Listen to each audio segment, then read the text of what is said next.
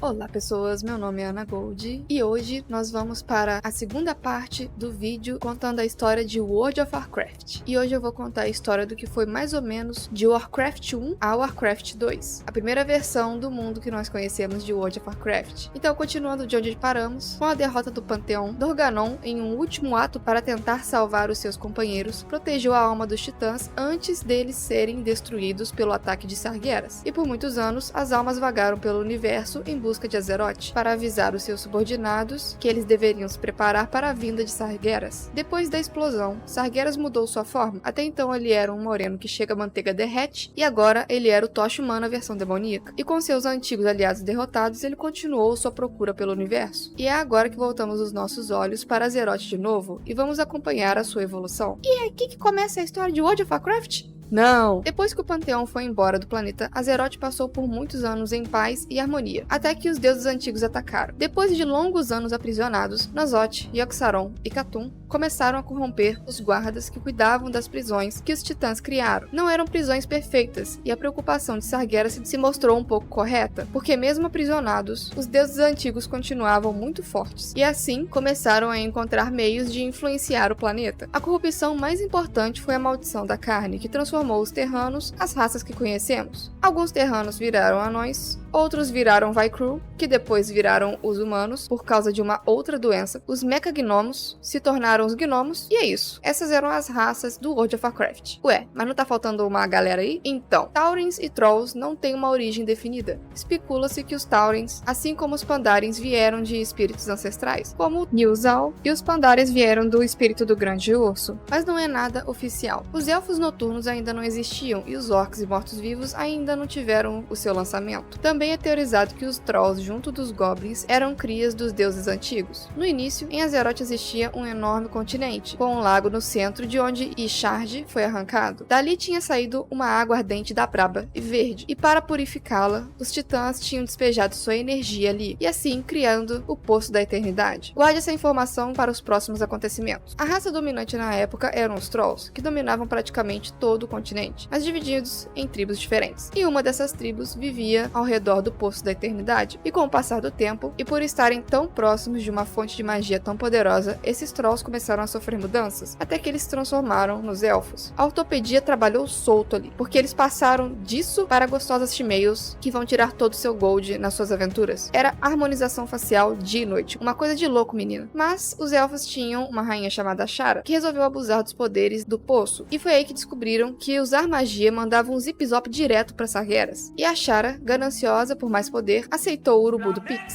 e acabou abrindo um portal para a Legião Ardente. E na tentativa de parar a invasão, os Elfos causaram um cataclisma em Azeroth que destruiu todo o continente, dividindo parte das terras em Reinos do Leste e Kalindor. Existiam também outras ilhas, mas é melhor explicar elas durante a explicação das expansões, então aguenta o coração aí. E depois do cataclisma, a Nascente se tornou o olho de uma tempestade no centro de Azeroth. E que fim levou a Shara? Bem, ela fez um trato com N'Zoth e virou uma sereia.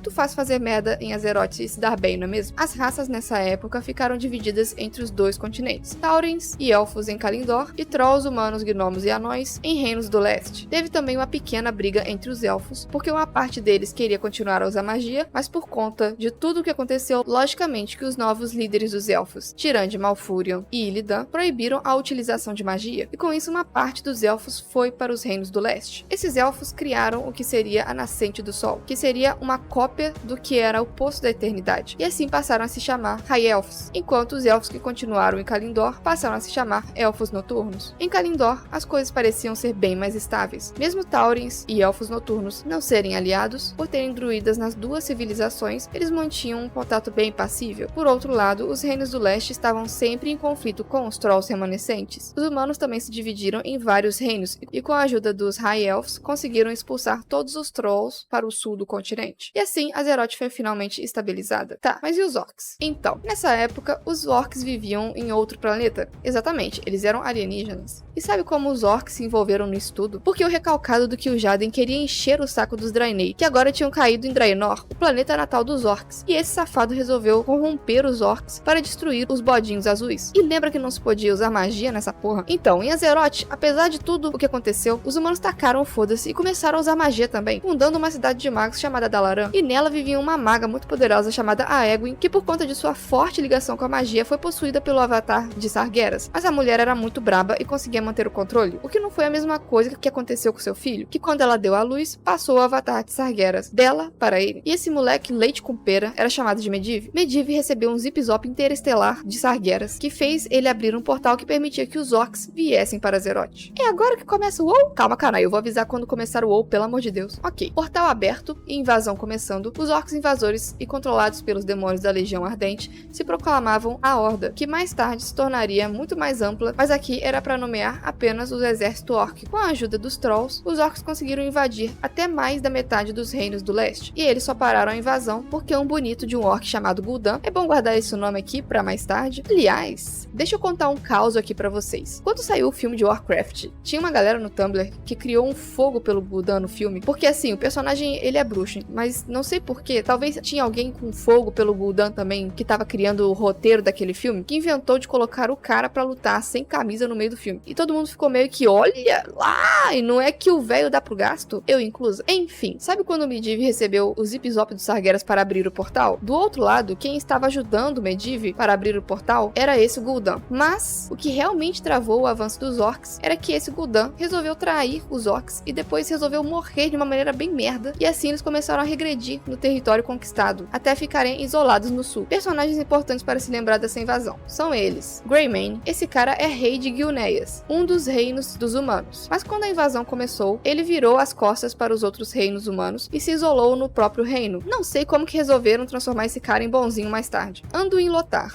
Esse cara era um guerreiro velha guarda que lutou bravamente contra os orcs, protegendo o Vento Bravo, a capital principal dos reinos humanos. E mais tarde, o seu nome foi dado ao rei atual que temos dos humanos, Anduin Wrynn. O cara era muito bravo. Grommash Falsete, ou mais conhecido como Grommash Hellscream, ou Grito Infernal, outro brabíssimo dos orcs. Deu altos highlights. E o papel dele é importante para a entrada de um vilão em World of Warcraft mais tarde. Ele também bebeu o sangue de Manoroth, um demônio brabo da Legião Ardente, junto com quase todos os orcs da Horda, o que deu um buff a mais para eles na invasão. Durotar e Draka. Eles deram à luz a uma criança orc, chamada Gael, durante a invasão. Infelizmente, eles foram assassinados. Eles faziam parte do clã Lobos de Gelo, que eram um dos mais honrados clãs órquicos. O bebê Gael foi encontrado por um humano que o criou como um escravo e deu a ele o nome de Thrall. Orgrim Doomhammer, líder da Horda e detentor do martelo de mesmo nome, o Doomhammer, ou Martelo da Perdição, que mais pra frente ficaria na posse de Thrall. Varian Wrynn, príncipe de Vento Bravo, e que depois se tornaria rei, graças aos atos de Anduin Lothar, que o protegeu durante a invasão. Gul'dan, Sexy Daddy. Medivh, merdeiro possuído. Mentira, tá, gente? O Medivh era o guardião, a figura mais importante para os magos e protetor de Azeroth, assim como sua mãe foi. Mas diferente dela, ele não conseguiu aguentar a influência de Sargeras. Ah, e ele meio que morreu durante a invasão também. F pro rapaz. Muitos orcs continuaram